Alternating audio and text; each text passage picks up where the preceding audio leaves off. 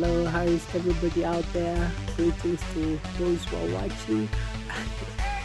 Yes, and those who are checking with us throughout all of 2026. Yes, today we have something very, very wonderful that I would like to present to you. And you can see on the blackboard behind me there are some scribblings. Yeah, we're going to look at that. It's poetry. And my name is Joseph Willrich Lutalo.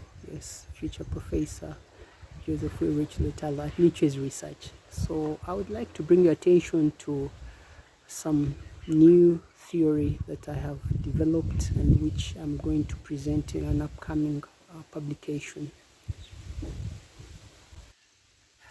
So on the blackboard before you there, you see the title saying Computational Poetics Research.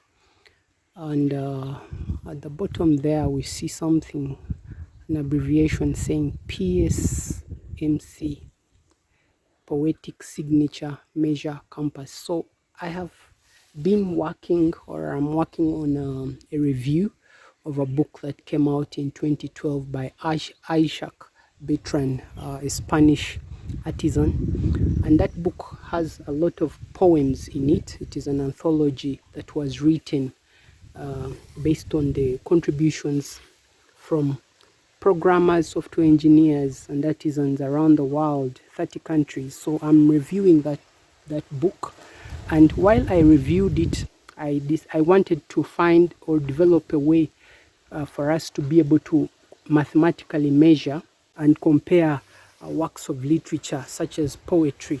So the measure that I have come up with, interestingly, of course, computational poetics as a field has been around for some time.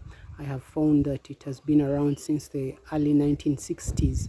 However, this theory I'm proposing is very likely to be new, and so that's why I've put my name on it there, yes, so that if anyone is disputing, they can trace where it has started from. So this work that I present, yes, this work that is actually concerning 8 measures. There are 8 numbers, and those 8 numbers can allow us to take a poem, any written work actually, such as this little poem you see there. In the beginning was the word, and we can analyze it starting with those 4 numbers you see there.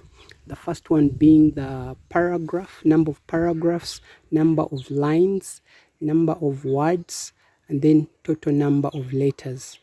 Of course, when we are looking at letters, I have 2 ideas. Either we can look at just the letters without punctuation, or the letters with punctuation. That's why we have 24 and 25.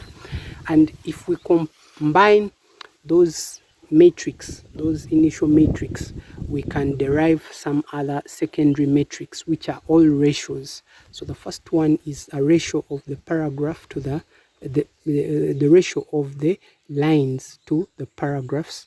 The other one is a ratio of the words to the paragraphs. The other one is a ratio of the words to the lines, and the other is a ratio of the letters to the words. So these measures can allow us to, the ratios are most importantly kind of measures of density of certain information that describes the structure of any written work, such as a poem. So the ones we have from our little poem there are displayed here. And my proposal is when we use this theory and these measures, we can be able to identify which person wrote which poem, and even especially for poems such as code poems, which are written using software languages, we can at a glance tell that this poem, just by looking at the matrix, that maybe this poem was written using a language like Java or Ruby or Haskell, you know, or the T, transforming executable alphabet. So look forward to more about this theory in my upcoming work. There is possibly a paper, and there might be a portfolio, but that's about it. So cheers and lovely time from Nietzsche's Research here in the Garuda in Uganda, East Africa. And cheers to all the 190 contributors of the code poems that made it happen with the code poems book. So look forward to what is coming up.